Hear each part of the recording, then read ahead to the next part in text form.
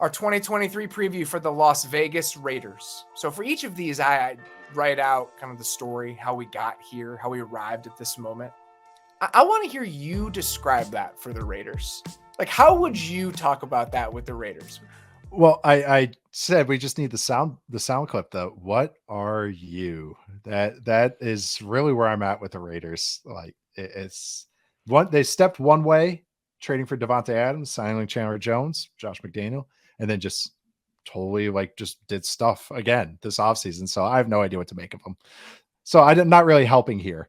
But yeah, I That's just kind going of with why I wanted to ask, because you they're all have over the this place. collection of moves and maybe they just understood we were wrong. So you go into last offseason, they were a playoff team. I put that in air quotes the year before. They trade a first and second round pick for Devontae Adams. They signed Chandler Jones in free agency. They signed Derek Carr to the mini extension that wasn't really an extension. It doesn't really matter. They get to the end of the season. They're not good. They're losing games. A lot of close games. They were pretty good on offense, whatever. And they decide to bench Derek Carr because they're moving on. Okay. So this version that you were trying to squeeze everything you could out of last year by trading by acquiring these expensive 30-something players, we're over that now. We're going to move in a different direction. The direction that you move in is to go sign Jimmy Garoppolo. Okay. Derek was going to make $35 million against the cap this year. I understand wanting to move on from that sort of quarterback. That's typically a fruitless place if you're not, the roster construction isn't right around him. I think that $35 million quarterback is something I think we'll talk about a lot this season. The quarterback market is becoming more efficient. Like there is a middle ground of quarterback contracts that I think you can win with now. That's not on one end of the polls. Like the contract that Jared Goff is on right now is a good example of that. Daniel Jones's contract, even what Kirk Cousins is making right now, is not 52 like Justin Herbert. So there is something to be said about that. But I can understand wanting to move away from that. So instead, you're paying Jimmy $23 million against the cap. Okay. So you have a $23 million Jimmy Garoppolo. You've got Devontae Adams still. You traded Darren Waller, even though you just gave Darren Waller a contract extension last offseason. You signed Hunter Renfrow to an extension last summer, but then you signed Jacoby Myers with some of the money you saved in the Waller trade. Jacoby Myers has done his best work in the slot in the NFL, but that's where Hunter Renfrow plays. You didn't add any offensive linemen. I just don't know what they want or what this is supposed to be. Like what we get to what is success. I have no idea. I don't know what they want to accomplish. I don't know if they're trying to set themselves up to potentially drop a quarterback in here next year. Are you going to be bad enough to do that? They drafted Aiden O'Connell in the 4th round. He's had some nice moments in the preseason. It's just a very hard team to figure out. And I think that leads to some confusion about what the biggest questions about the offense and defense are. Yeah. I don't even know what. Yeah, wait, I didn't have a question. I just wanted to just talk about it. I just want to go by position like I do with all these, but it's just to kind of show how this unit's like a surprisingly capable unit in one area, and then the rest is just like, really, this is what we're doing. Like the skill positions, like but you mentioned like how they acquired them doesn't really make sense. Like as far as timeline, I guess is a good way to put it. Like, yeah. But Devontae Adams, Jacoby Myers, and Hunter Renfrow in a vacuum, where I was like, oh, that's a pretty good trio of pass catchers. Even though 2 guys are best from the slot, no one's really outside. Okay, and then tight end, it's like, okay, Austin Hooper, Michael Mayer.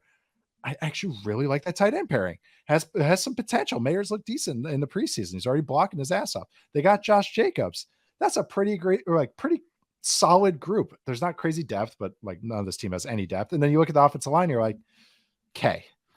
All right. So this is okay. And then you drop in a quarterback in Jimmy G, who is his negatives are pressure, like most quarterbacks, but especially internal pressure. And it's not like there's just an injection of talent there where we're like, well, we're developing some young guys to get there. It's just a lot of names that even for me, I haven't even like really paid attention to. I recognize the left side of the line, but even just the backups and everything. So it's just it sums up just like their whole team. It's like there's some interesting pieces and some pieces you like, but none of it adds up to a greater whole. It just feels kind of incomplete while also feeling committed. And that's really the whole offense as a whole. I respect Josh McDaniels a lot. I actually really like some of the stuff they do. Like I said, I like the pass catchers. Jimmy G is competent enough. Doesn't push the ball, but he can do stuff. He can hit in breakers. But it just doesn't feel right. It just doesn't feel together and cohesive, and which just I'm talking about both sides of my mouth. I kind of like it, but I don't like it at the same time. I understand the benefits potentially of quarterback competency in this price range. The Lions have made me rethink that. When the Lions traded for Jared Goff, I was like, why?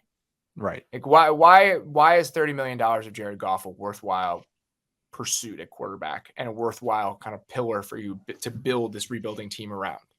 And they very smartly had a couple pieces along the offensive line that they committed to, but other than that, they were just extremely young. It's like, think about how young the Lions are. They're a rebuilding team. There's youth. They're giving guys that are just street free agents all of these different chances of rebuilding this. This team doesn't have that. You have a very expensive Devontae Adams. When you sign a Jacoby Myers, this is exactly what the Packers decision, the sort of decision the Packers had this offseason. It was, do we go out and get a Jacoby Myers-esque player to give ourselves a solid starter potentially at the receiving group?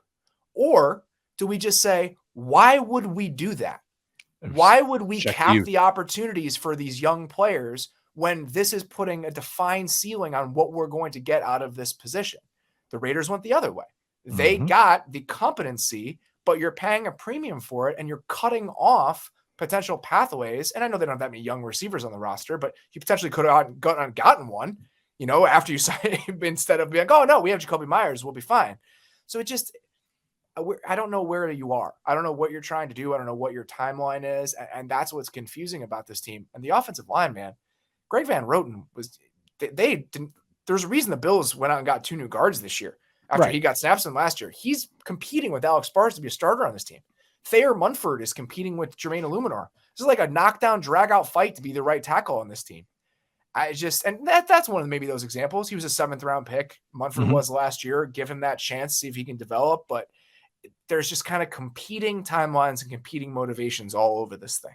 Yeah. And even just offensive identity a little bit too, is that it's Josh McDaniels last year. I was kind of a little disappointed. It was just how at you it was a little bit, like, where it's like, oh, that's not really the strength of your team. You're not really kind of the bully ball like Patriots of like maybe the late Tom Brady years or early Tom Brady years.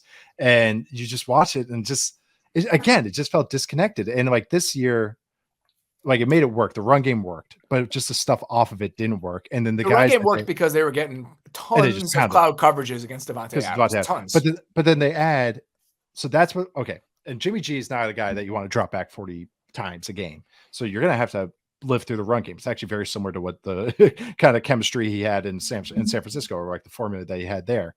So if you're going to run the ball a bunch, why is one of your free agent signings Jacoby Myers, who is just, like that, I mean, that's more of a, we're spreading it out move, that we need another pass catcher there. And that's why it's not like a crippling move. And Myers is a nice, solid player, but it's just none of this kind of makes sense as far as what I see on film of what they want to do and what they prefer to do, and really where the strength of their team is. Josh McDaniels rearranged the living room and just brought in a bunch of new stuff for the sake of doing it, to say, like, I rearranged the living room. Like, this is mine.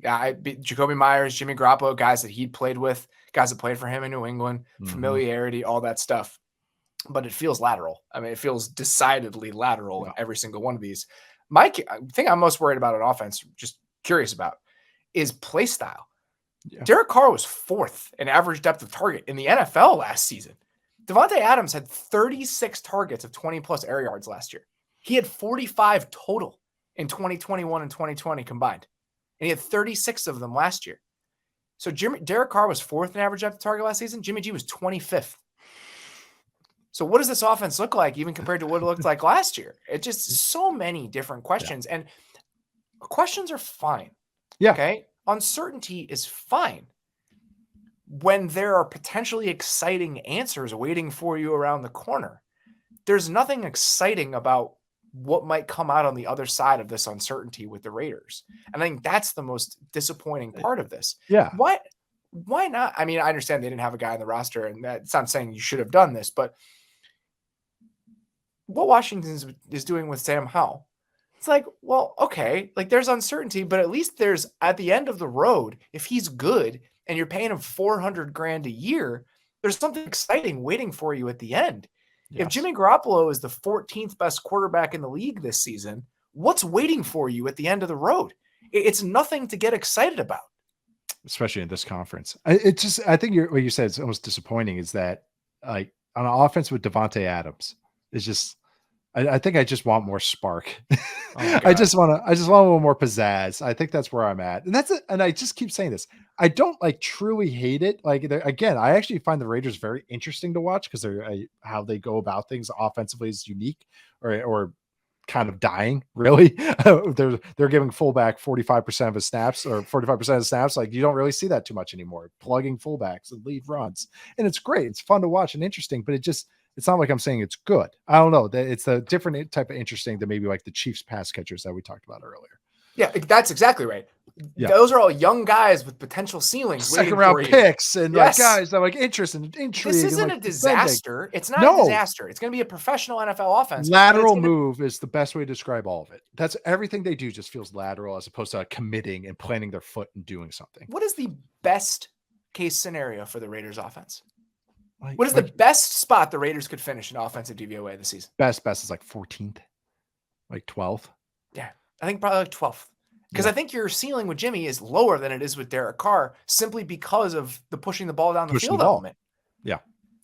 Jimmy doesn't do it. What a really depressing answer that is. All right, biggest question about the Raiders defense that you have. I don't know. I say maybe who's playing defense or who's playing defense, like who's playing DB for this team is really one question I have. Patrick Graham last year, I was very high on him with the Giants, and I feel like last year he's just trying to make the best of a bad bunch. But yeah, I'm curious how we're gonna come out with Patrick Graham here over the next year or so. I did too, because he was somebody that I think a lot of the league was excited about. He was getting head coach interviews. Yeah. Last year they finished 31st in pretty much every single defensive metric. They were bad, and the only team that was worse with the Bears. The Bears were actively trying to pare down their defense for all of last season. Bears were playing like 20 rookies. And this team was trading for sign Chandler Jones and didn't get anything out of Chandler Jones either. He just moved to Vegas and that was it. I think John Jones had more fights than Chandler Jones affected plays last year. But even with Patrick Graham,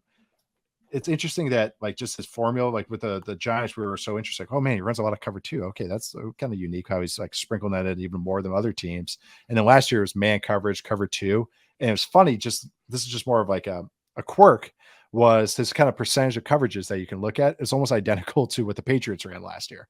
Quarters, cover two, man. And then I think the Raiders just brought a little bit more cover zero. And then the other thing too, is they ran a lot of dime, which actually surprised me as well. Again, I was not paying attention a lot to the Raiders defense. I maybe watched 2 games of film all of last year, but it is really a defense that just like talked about with Vance Joseph with the Cardinals defense. It was just, I think he was just trying everything.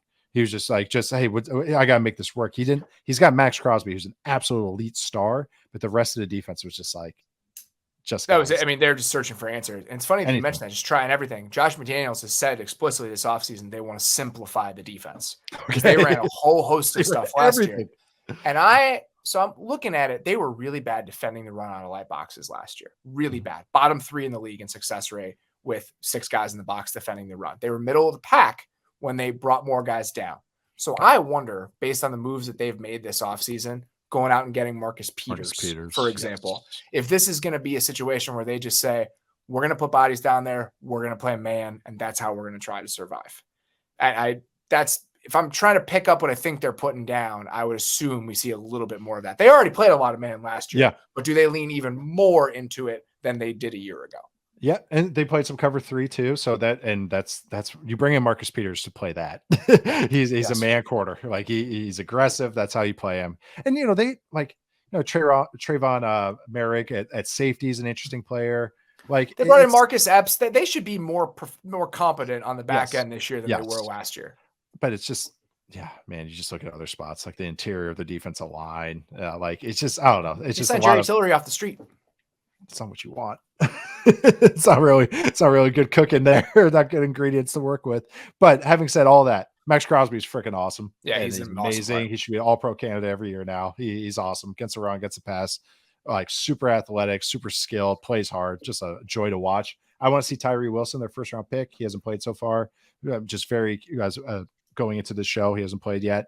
But want to see what he brings to the table. Interesting prospect. So I could could be that number 2 that they're searching for to pair with Max Crosby, because Chandler Jones has kind of been meh. Yeah, they were 27th in pressure rate last year despite having Max Crosby. Not great. Nope. Who's your X factor for the 2023 Raiders? I said the defensive back 7. So linebackers and DBs. Just that discussion that we're talking about Patrick Graham. I just want to see what they lean into. Signing Marcus Peters. I want to see who the other corner is, just how they use their safeties, what linebackers are playing, just kind of see what happens, how it shapes out. I'm going Patrick Graham. You mentioned it. So where is he kind of in the discourse at the end of this season? Can he be somebody that when we look at the defense, even if the pieces aren't great, he's getting the most out of them? Because I don't think that was necessarily the case last year. Can they kind of turn that narrative ship around as it relates to him specifically? And can this be a defense that at least has a little bit more fight, is a little bit more interesting than they were a year ago, even if the personnel still has a lot of question marks? Breakout candidate for the Raiders for you. Oh, God, I almost wanted to do Jacoby Myers, but I didn't. I said Dylan Parham, their left guard. Wow. As we just crippled our smashed offensive line, he's one kind of quasi bright spot, I think, at left guard. Not a perfect player, but versatile, smart. He put on some weight, good, solid left guard. I think he might end up the center of his career, but just a nice, solid player. I think he'll ascend. I'm going with Michael Mayer. I just, Love it. We'll see what happens. Yeah, I think we forgot that Michael Mayer is just a good football player because of all the other tight ends in the draft. I mean, he was just a good football player. Shocking. He looks very professional and looks like a starter on day one. Just what he looked like as a prospect. He looks like as a pro right now. What is success for the 2023 Raiders? I don't know. A path. I don't know either. A path. Something to follow. Some clarity.